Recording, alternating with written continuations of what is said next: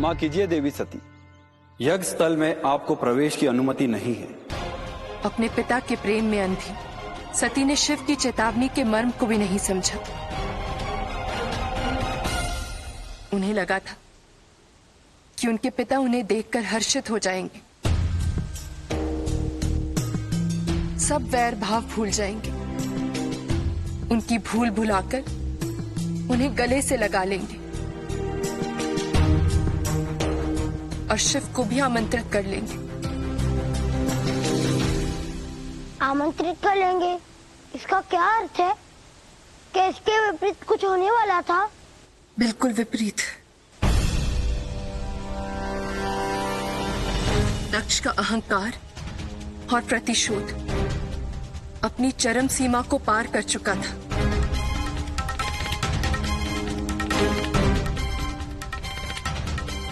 शिव का अपमान करना उनका एकमात्र लक्ष्य था। दक्ष के अहंकार की अग्नि यज्ञ स्थल के यज्ञ कुंड से निकलने वाली अग्नि से भी अधिक प्रचंड हो चुकी थी और सती इन सभी बातों से अनभिज्ञ तीव्र गति से यज्ञ स्थल की ओर बढ़ती चली जा रही थी और शिव की आज्ञा अनुसार नंदी सती के पीछे। और ऐसी स्थिति में शिव कहाँ थे? सती के सौगंध पाश से बंधे शिव कैलाश में विवश खड़े थे।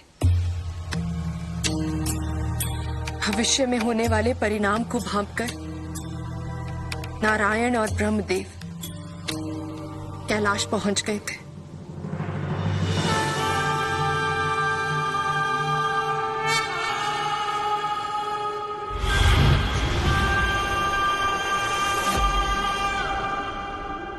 हमारा प्रणाम स्वीकार करें महादेव।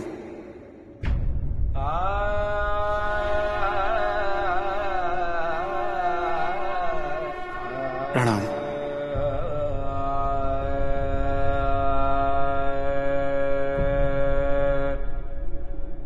आज वही हुआ नारायण जिसका मुझे भय था।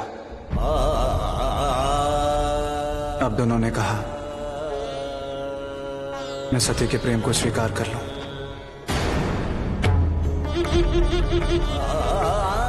उस आदि शक्ति स्वरूपा सती से विवाह कर लूं। सृष्टि के सृजन और संतुलन में योगदान दो।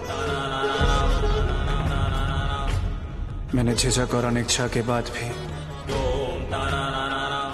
सती के प्रेम को स्वीकार कर लिया।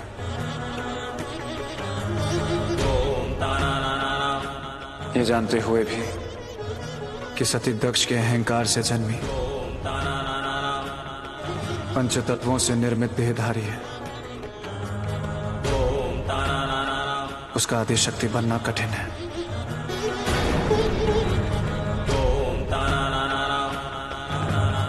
और ये जानते हुए भी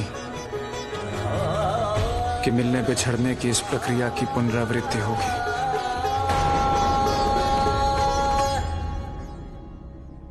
मैं विरागी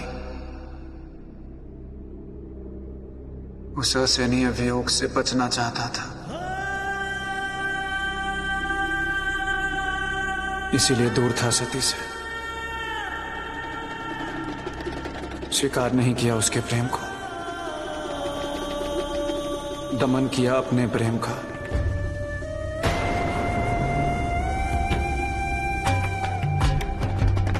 निष्ठुर बना रहा, निर्विकार और निर्विकल्प बना रहा उसके सामने। परंतु नियति देखिए, आज वही चक्र तैयार है पुनः अपनी पुनरावृत्ति करने के लिए। महादेव, हमें आपकी पीड़ा की अनुभूति है और घटित होने वाले उस अनहोनी का आभास भी। उन्हीं के निवारण हेतु हम आपके पास आए हैं महादेव।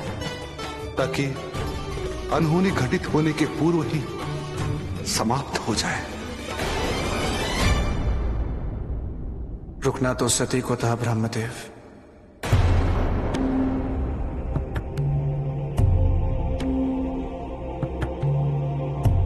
बीते हुए पल को हम संवार नहीं सकते, परंतु आने वाले पल को हम अवश्य सुधार सकते हैं महादेव। हम जाकर दक्ष को समझाएंगे। दक्ष को समझाने से क्या होगा नारायण? समझना तो सती को चाहिए था।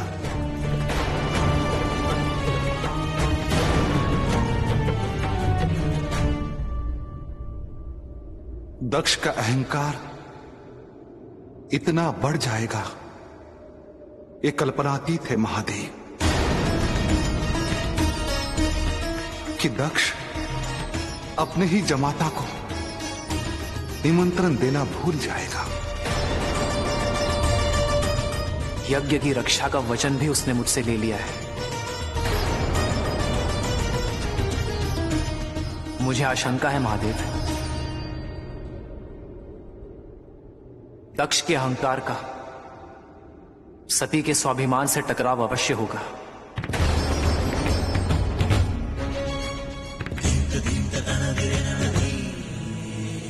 उसके पश्चात जो अनहोनी घटेगी उसे रोकने हेतु आपका सती के साथ वहां उपस्थित होना अनिवार्य है महादेव।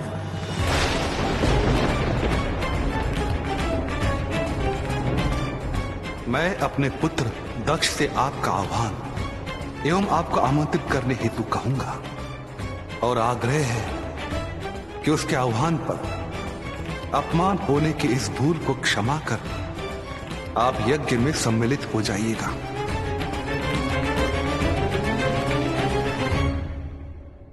ब्रह्मदेव, अहंकार का अंत शब्दों से नहीं होता,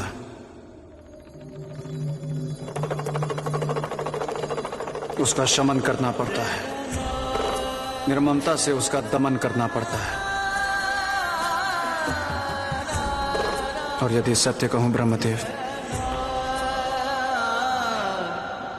मेरे लिए अपमान और सम्मान दोनों समान हैं।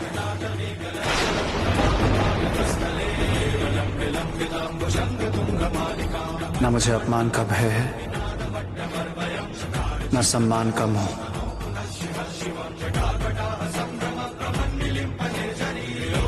परंतु हां,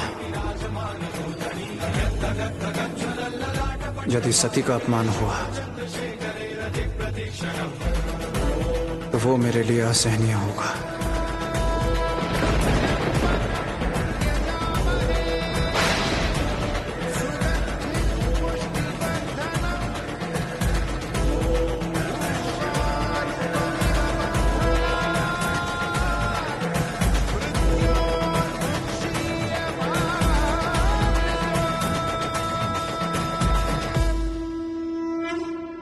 महादेव की आशंका सत्य का रूप धारण करने की ओर अग्रसर थी।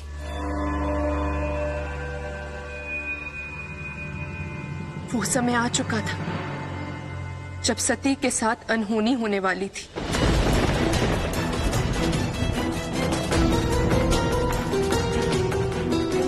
अनहोनी अर्थात सती का अंत।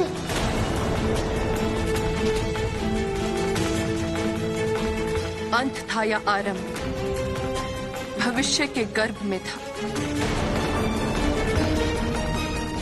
ये अंत ही था।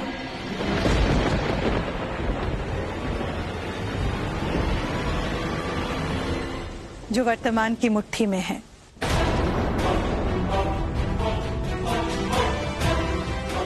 माँ,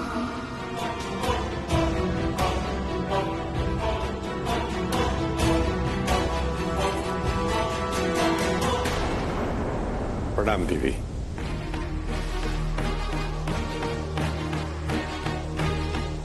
माँ आप आ गए? अब तुझे चलना होगा हमारे साथ।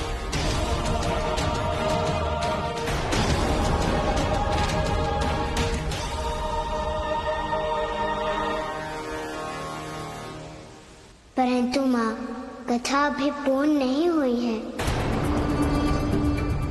इसमें मेरा दोष नहीं है शिव। कथा से अधिक महत्वपूर्ण मेरे लिए तेरी शिक्षा है, और तेरी शिक्षा अधूरी रह जाए ये मुझे स्वीकार नहीं। परंतु माँ। शिव, तू बहुत तर्क करने लगा है। जा अपने भ्राताओं के साथ घर जा।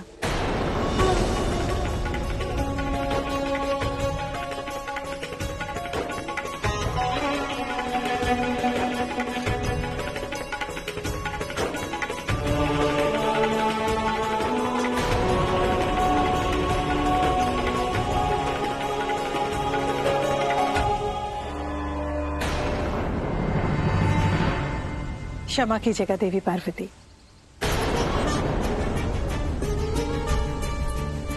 क्षमा तो दोषी मांगते हैं देवी अनुसुईया, और मैं जानती हूं आप दोषी नहीं, दोषी मैं हूं।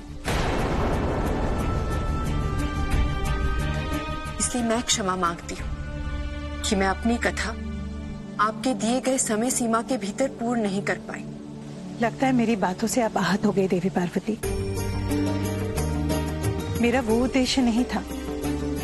दोष वाली बात तो मैंने शिव के लिए कही थी। बहुत तर्क करने लगा है आजकल। और हाँ, ये कदापि मत समझिएगा कि मैं शिव को आपके पास आने से रोकने के लिए ये सब कर रही हूँ। वो मेरा उद्देश्य नहीं है। मैं चाहती हूँ कि शिव अपना ध्यान शिक्षा पर केंद्रित करे। मैं उसे शिक्षित करना चाहती हूँ, इसीलिए उसके अनावश्यक गतिविधियों पर मैं रोक लगा रही हूँ।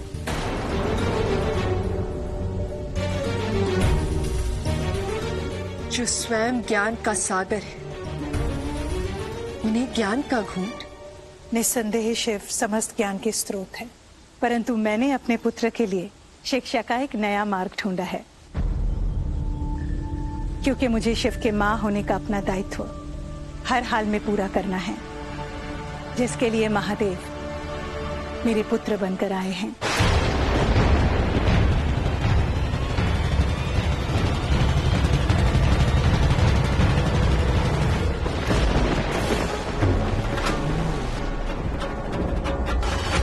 और आप तो जानते ही हैं, मां संतान के लिए प्रथम गुरु और पाठशाला होती है।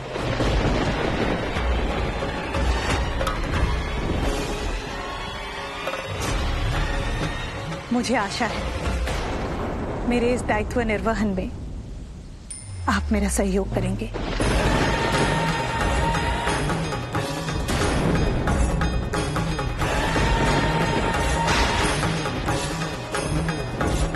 कहीं माता इनकी बातों से रुद्र रूप में ना आ जाए।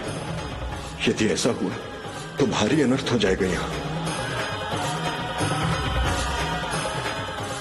क्रोध गुरु बना देता है देवी। बुद्धि, विवेक, रूप सबको मत किया कीजिए क्रोध देवी।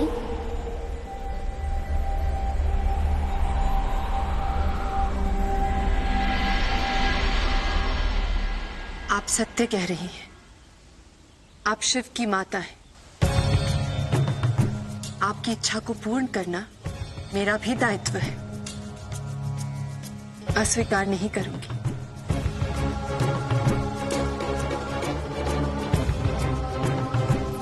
परंतु आप एक बात भूल रही हैं देवी अनुसुईया। जो शिव समाधि में भी मेरी कथा सुन रहे थे,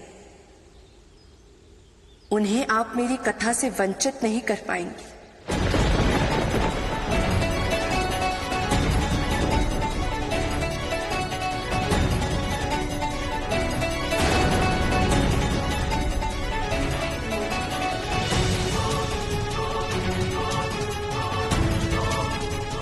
उचित है, शिव को आप अपनी कथा सुनाने का प्रयास अवश्य करें। परंतु मैं आपको वचन देती हूं, कल से शिव को आपकी कथा सुनने का समय नहीं मिलेगा।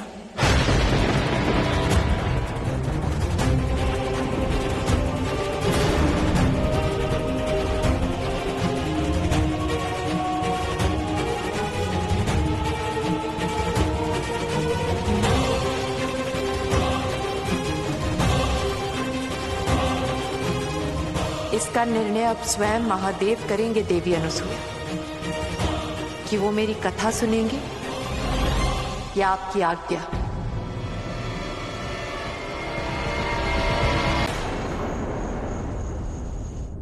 क्या प्रज्वलित अग्नि को पुनः प्रज्वलित किया जा सकता है? ये प्रश्न क्यों ऋषिवर? इसका अर्थ? कुछ नहीं देवी,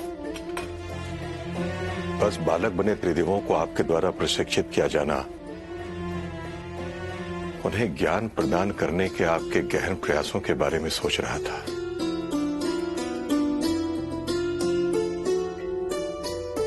देवी, जो सभी ज्ञान के स्रोत हैं, जिनसे न केवल ये संसार बल्कि ब्रह्मांड के ज्ञान की उत्पत्ति होती हो, उन्हें ज्ञान आप क्या और किस प्रकार देंगी देवी?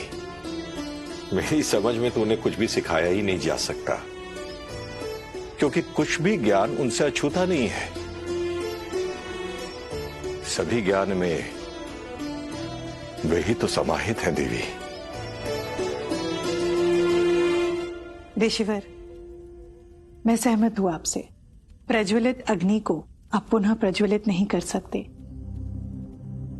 परंतु प्रज्वलित अग्नि के आंच को आप तीव्र कर सकते हैं। मैं केवल वो कर रही हूं ऋषिवर। ज्ञान का कोई अंत नहीं है, ज्ञान तो अंतहीन है, ज्ञान की कोई सीमा नहीं है। पर जो ज्ञान के स्वामी हैं देवी, उन्हें किसी सीमा में आप किस प्रकार से बांधेंगी? विस्मृति ने उन्हें सीमा में बांध दिया है ऋषिवर। उन्हें स्वयं ही अपने ज्ञान का ज्ञान नहीं है।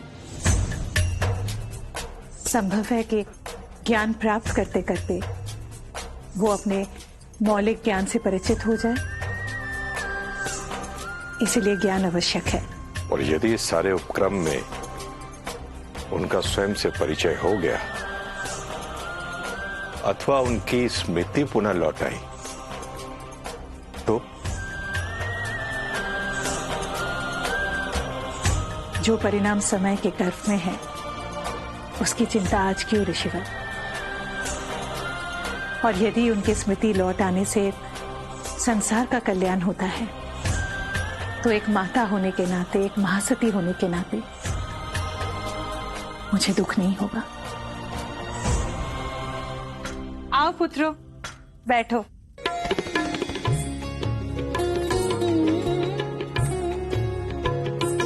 अच्छा, तुम सबको क्या चाहिए, हलवा या खीर? मुझे दोनों दे दीजिए माता। माँ, मुझे हलवा दे दीजिए। मुझे खीर प्रिय है। शिव, सबने अपनी अपनी रुचि बता दी, तूने कुछ नहीं बताया। मेरी रुचि तो आपकी रुचि में है माँ। जो आपको प्रिय है वही मुझे सर्व प्रिय है।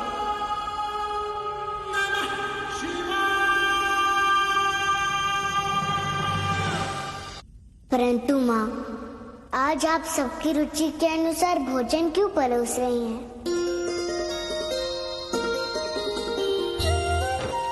क्योंकि कल से तुम सबकी विधिवत शिक्षा प्रारंभ होगी।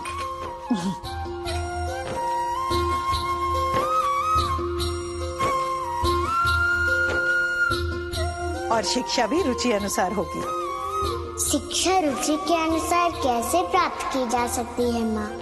देख शिव, जैसे देव और नारायण को पुस्तक में अधिक रुचि है, वो पुस्तक के अध्ययन अधिक करते हैं, इसीलिए ये पुस्तक के अध्ययन के लिए गुरुकुल जाएंगे। और हम कहाँ जाएंगे? तेरी रुचि तो सामान्य जीवन और जीवन के व्यवहारिक पक्षों में है, इसलिए मैं तुझे और मूर को खेत में भेजूंगी और वहां जाकर बीज के फसल बनने से लेकर अन्न बनने तक संपूर्ण प्रक्रिया का ज्ञान प्राप्त करेगा। माँ,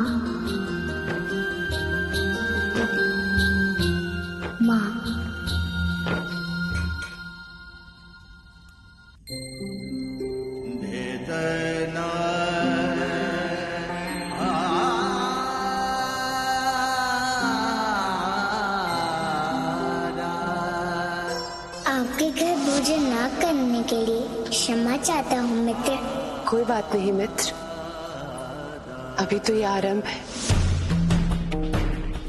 मित्र, मुझे आगे की कथा सुननी है। जब आप कथा सुना रही थी तब ऐसा बोध हो रहा था मानो इस कथा से मेरा कुछ संबंध है।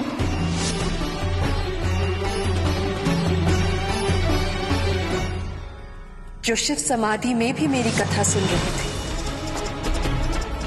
उन्हें आप मेरी कथा से वंचित नहीं कर पाएंगे। जो अपनी माँ को खिलाए बिना खाता नहीं है, वो मुझे छोड़कर कहीं नहीं जा सकता। अपनी स्मृति लौट आने के बाद भी।